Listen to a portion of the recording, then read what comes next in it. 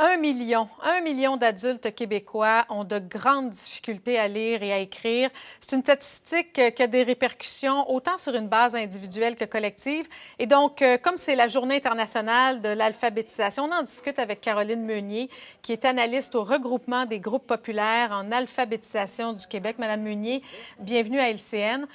C'est la question que je pose à chaque fois, puis on dirait que ça ne me rentre pas dans la tête, comme on dit en bon québécois. Comment ça se fait qu'une société comme la nôtre, où il y a un système d'éducation presque gratuit, universel, qu'on en soit là? On parle d'un adulte, on dit un Québécois sur 5?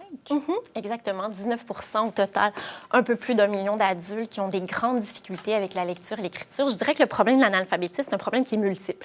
Il prend sa source dans plusieurs causes. Bien sûr, pour nous, pauvreté, analphabétisme, c'est indissociable. On n'a pas idée comment la pauvreté, ça a un impact indélébile qui dure toute la vie, qui a un impact direct sur le développement de l'enfant, sur le développement de ses habiletés cognitives, langagières, comportementales, toutes les habiletés sur lesquelles l'école va tabler par la suite pour assurer la réussite scolaire d'un enfant. Donc, pauvreté, indissociable, il faut travailler au niveau de la prévention aussi. Puis bien sûr, forcément, l'abandon scolaire, l'échec scolaire, c'est aussi indissociable du problème de l'analphabétisme, puisque une fois notre parcours scolaire terminé, si on ne ressort pas de l'école avec les compétences suffisantes pour le reste de sa vie, puis qu'on ne continue pas à pratiquer notre lecture, notre écriture, bien forcément, on part la vie avec des bases pas très solides et puis ça nous suit tout au long de notre vie. Comment on fait pour convaincre quelqu'un qui a de la difficulté à lire et à écrire, qui est probablement traumatisé par l'école parce que ça a été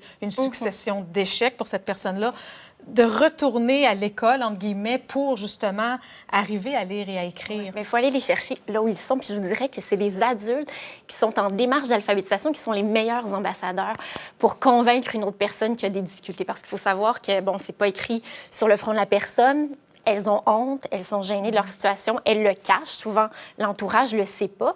Alors, prendre la décision d'entrer dans une formation, dans une démarche d'alphabétisation, c'est d'admettre à soi-même qu'on a ces difficultés-là puis que ça nous cause des problèmes dans notre vie au quotidien, mais c'est aussi de l'admettre à notre entourage. Puis je dirais souvent, il y a des éléments déclencheurs dans la vie d'une personne qui fait en sorte que, là, il dit, oui, c'est maintenant que ça se passe. Ça peut être la perte d'un conjoint, d'un ami qui nous aidait avec l'écrit. Ça peut être la perte d'un emploi puis la difficulté à retrouver cet emploi-là. Ça peut être l'entrée de ses propres enfants à l'école, puis on réalise que, rapidement, toutes les communications avec l'école, ça va être difficile.